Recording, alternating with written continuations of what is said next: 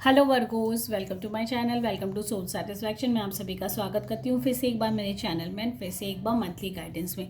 तो आज हम लोग जो देखने वाले हैं वो मैरिड कपल्स वालों की रीडिंग। तो जितने भी वर्गो सनशाइन वाले हैं, अगर आप मैरिड हो तो फर्स्ट ऑफ ऑल हम लोग आपके पार्टनर की करंट एनर्जीज चेक करेंगे। नेक्स्ट हम लोग चेक करेंगे कि ओवरऑल नवंबर मंथ की कैसी एनर्जीज है, कैसा रहने वाला है आपका मैरिड लाइफ, क्या क्या न्यू अपॉर्चुनिटीज़ आने वाली है, कैसे स्पेंड कर सकते हो, क्या क्या चीज़ें हैं आप लोग दोनों के बीच में डिफरेंसेस जो आ रहे हैं और क्या गाइडेंस है एंड ऑफ द डे वो चेक करेंगे। गाइस मैं बता दूँ, एक जनरल रीडिंग है, कलेक्टिव गाइडेंस है मेरे सारे व्यूवर्स के लिए। तो इस वीडियो को एंड तक ज़रूर देखिएगा। अगर आप कनेक्ट होते हो तो मुझे कमेंट सेक्शन में ज़रूर बताइएगा। साथ ही साथ अगर अभी तक फॉलो नहीं किया तो फॉलो कर लीजिए। तो चलिए स्टार्ट कर लेते हैं। सो डिवाइन गाइडेंस दीजिए जितने भी वर्गो सनशाइन वाले हैं, अगर वो मैरिड है तो उनके पार्टनर की first of all current energies क्या है, नवंबर मंथ उनका कैसा जाने वाला है। डिवाइन गाइडेंस दीजिए जितने भी वर्गो सनशाइन वाले हैं उनके पार्टनर की करंट एनर्जीज क्या है। जितने भी मैरिड लोग हैं, जितने भी मैरिड ऑलरेडी मैरिड है तो उनके पार्टनर की, उनके स्पाउस की करंट एनर्जीज क्या है।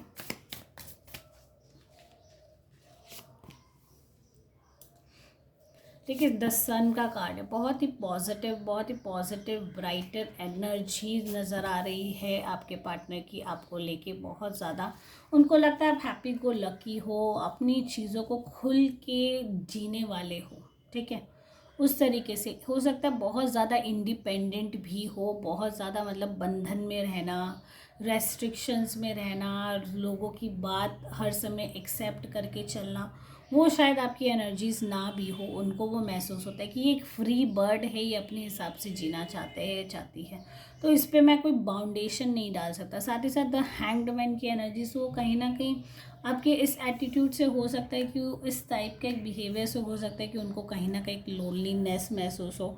इस रिलेशनशिप में कहीं ना कहीं वो इंटरनली सफ़र कर रहे हो, जो कि वो बाहर आउटर वर्ल्ड में एक्सप्रेस नहीं कर पा।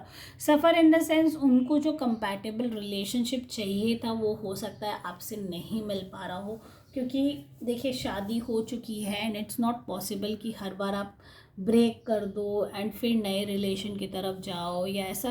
मतलब कहीं ना कहीं इनिशियली अभी फ़िलहाल के लिए उनकी जो एनर्जीज आपको लेके है कि मैं हर हाल में इसको कन्वेंस करने की कोशिश करता हूँ, बट सामने वाला पर्सन इतना कंट्रोलिंग, डोमिनेटिंग, अपने टर्म्स एंड कंडीशंस में जीने वाला है कि कहीं ना कहीं मैं अपने आप को लॉस्ट महसूस करता हूँ। मुझे कभी कभी ये फील होता है कि मैं कहीं इस रिलेशनशिप में ट्रैप्ड तो नहीं हो गया, अननेसेसरीली मैं फंस तो नहीं गया इस रिश्ते में।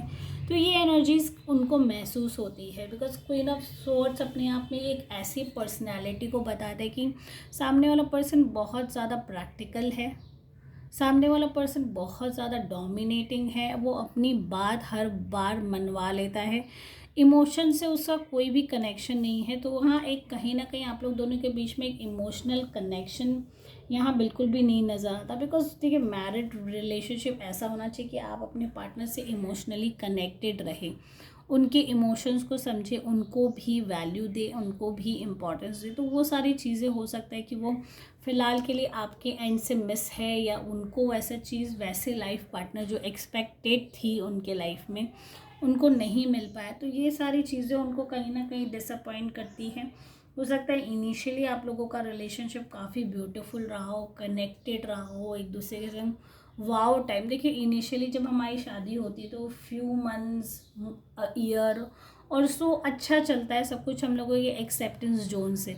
पर जैसे जैसे हम लोग एक दूसरे की पर्सनैलिटी को समझते, एक दूसरे के संग टाइम स्पेंड करते, बिकॉज स्टार्टिंग में जो मुझे लगता है रिलेशनशिप में थोड़े कॉम्प्रोमाइज़ चलते रहते हैं, आउट ऑफ लव समझ लीजिए, तो आउट ऑफ रेस्पेक्ट समझ लीजिए, या जो वैल्यूज समझ लीजिए, पर ग्रेजुअली हम लोग ट्रू सेल्फ पे आ जाते, जो हम एक्चुअली होते हैं। हम अपने आप को बहुत हद तक हाइड नहीं कर पाते। तो वो कहीं ना कहीं स्टेज एक ऐसा आता है कि हम अब ओपन अप हो जाते कि भाई हमें कंट्रोलिंग सिचुएशन नहीं पसंद, हमें कोई डोमिनेट करे या हमें हमारे सेल्फ में रहने से। बिकॉज बहुत सारे केसेस में मुझे लगता है फीमेल्स को कॉम्प्रोमाइज़ एक्चुअली में करना होता है, बट यहाँ ऐसा नहीं है कि मैं पर्टिकुलरली फीमेल्स को सपोर्ट कर रही हूँ, बट हाँ डेफिनेटली मेल्स भी कहीं ना कहीं सफ़र करते हैं।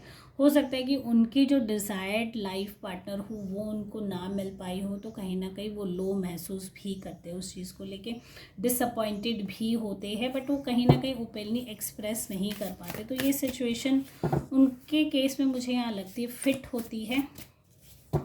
एंड देख लेते हैं इसका सोल्यूशन क्या है। डिवाइन गाइडेंस जिन नवंबर मंथ वर्गोस वालों के लिए कैसा रहने वाला है, मैरिड कपल्स वालों के लिए क्या एनर्जी से कैसा रहने वाला है उनका नवंबर मंथ, मैरिड कपल्स वालों के लिए नवंबर मंथ कैसा रहने वाला है।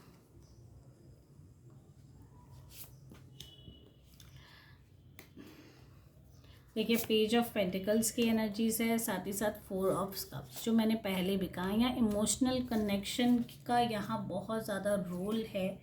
कहीं ना कहीं जो ये सिचुएशन अराइज हो रही है, आपके पार्टनर जो आपको लेके कंफर्टेबल जोन में नहीं है या उनकी एक्सपेक्टेशंस जो कंप्लीटली पूरी नहीं हो पा रही, तो उसकी वजह कहीं ना कहीं उनका जो एक सेटिस्फैक्शन था, जो हो सकता है पास्ट में उनके रिलेशनशिप जो काम नहीं कर पाए या कहीं ना कहीं उनके हाथ से निकल गए या उन्होंने ध्यान नहीं दिया या ऑब्ज़र्व नहीं किया कोई रिलेशनशिप, तो ये वो हो सकता है कि कहीं ना कहीं आपके पार्टनर अज़म कर रहे हो, कहीं ना कहीं उस सारी चीज़ों को एनालाइज कर रहे हो कि पास्ट में मेरे पास इतने सारे रिलेशनशिप थे जो इमोशनली मेरी चीज़ों को समझते थे, मेरे से इमोशनल कनेक्शन बिल्डअप करते थे, वो सारी चीज़ें मैंने ऑलरेडी खो दिया है। एंड अभी जो मुझे मिल रहा है या मिलने वाला है, मेरा अटेंशन उसकी तरफ बिल्कुल भी नहीं है। तो ये एनर्जीज़ कहीं ना कहीं तो एक इमोशनल साइड ऑफ पार्ट आप लोगों के रिलेशनशिप में मिसिंग है, जो कि डिवाइन को ऑफर कर रहे हैं। वो चाहते हैं आप लोग दोनों एक दूसरे को समझे, इमोशनल कनेक्शन आप लोगों के बीच में बिल्डअप हो। तो इस मंथ कहीं ना कहीं वो अपॉर्चुनिटी आपको मिलेगी, ठीक है, बिकॉज एस ऑफ कप्स भी आए एंड 4 ऑफ कप्स भी कहीं ना कहीं से एक नई अपॉर्चुनिटी आपके सामने आती हुई नज़र आ रही है, बट कहीं ना कहीं आप उसको इग्नोर कर रहे हो। आप अपनी सारी चीज़ों को लेके इतने ज़्यादा स्टक और डिटरमाइंड हो, इतने प्रैक्टिकल हो चुके हो कि इमोशंस आपके कहीं ना कहीं वो निकल कर नहीं आ रहे बाहर। जो आपको एक्सप्रेस करना चाहिए अपने पार्टनर के प्रति, आपकी जो फीलिंग होनी चाहिए, वो कहीं ना कहीं आपने उस चीज़ को असाइड कर दिया है अपने लाइफ से। तो ये सारी चीज़ें उनको और ज़्यादा डिस्ट्रैक्ट करेगी, डिस्टर्ब करेगी। साथ ही साथ एस ऑफ कप्स है, तो इस मंथ मुझे लगता है आप लोग के बीच में एक फिर से एक रिवाइव वाला रिलेशनशिप हो सकता है।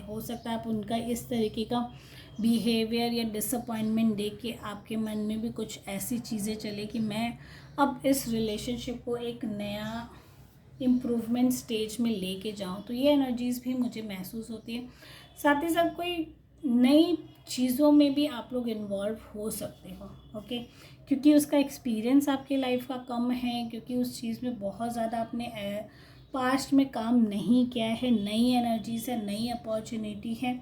तो हो सकता है कि अगर आप जॉइंटली एक दूसरे को अंडरस्टैंड करके फिर इस पर अगर काम करोगे, तो मुझे लगता है उसका रिजल्ट बेटर होगा। एंड देख लेते हैं ओवरऑल आपके रिलेशनशिप को क्या गाइडेंस है। डिवाइन गाइडेंस दीजिए मैरिड वालों के लिए, क्या गाइडेंस है नवंबर मंथ के लिए, कैसी एनर्जी से क्या गाइडेंस आप देना चाहते हैं नवंबर मंथ के लिए। Okay, 9 of wands. तो बस यहाँ यही गाइडेंस है आपके पार्टनर के लिए, ना आपके लिए। आपने पास में जो भी एफर्ट्स डाले हो उसका रिजल्ट इस मंथ आपको मिलने वाला है। जो इमोशनल कनेक्शन आप अपने पार्टनर से मिस कर रहे थे, हो सकता है इस मंथ वो आपको अंडरस्टैंड करे, आप लोग दोनों के बीच की बॉन्ड और ज़्यादा स्ट्रॉन्गर हो। तो गिव अप बिल्कुल भी मत करेगा। जो सरेंडर वाला सिचुएशन आपकी लाइफ में चल रहा है उसको जस्ट सेट बैक करके होल्ड ऑन करिए। आप जस्ट एक फिनिशिंग लाइन के करीब हो, ठीक है। कभी कभी हम लोग इतने ज़्यादा गिव अप वाले सिचुएशन में हो जाते हैं कि हमें रियलाइज़ नहीं होता कि हम जस्ट उस एज पे खड़े हैं या उस दरवाजे के बाहर खड़े हैं जहाँ सामने हमारे पास अपॉर्चुनिटी है, जिस चीज़ का हम लोग काफ़ी टाइम से इंतज़ार कर रहे थे। तो ये आपके लाइफ का आई ओपनर सिचुएशन हो सकता है। नवंबर मंथ आपके लिए बहुत हैपनिंग मंथ हो सकता है। तो इस वक्त अगर आपके मन में कोई गिव अप वाली सिचुएशन भी अराइज हो रही किसी भी चीज़ को लेके, रिलेशनशिप हो या कोई भी ऐसी चीज़ हो, तो उसको जस्ट सेट बैक करिए, होल्ड ऑन करिए। एंड इसके बाद आपको अपॉर्चुनिटी नज़र आएगी। उसके बाद आपको एहसास होगा कि मैंने जो किया अपनी लाइफ में वो मेरी लाइफ का सबसे ब्यूटीफुल मोमेंट था, ओके। सो गाइस, अगर आप इस रीडिंग से कनेक्ट हो रहे हो, रेजोनेट हो रहे हो, तो मुझे कमेंट सेक्शन में ज़रूर बताइएगा। साथ ही साथ अगर अभी तक फॉलो नहीं किया तो फॉलो कर लीजिए। And thank you guys for watching my video. Take care all, bye bye.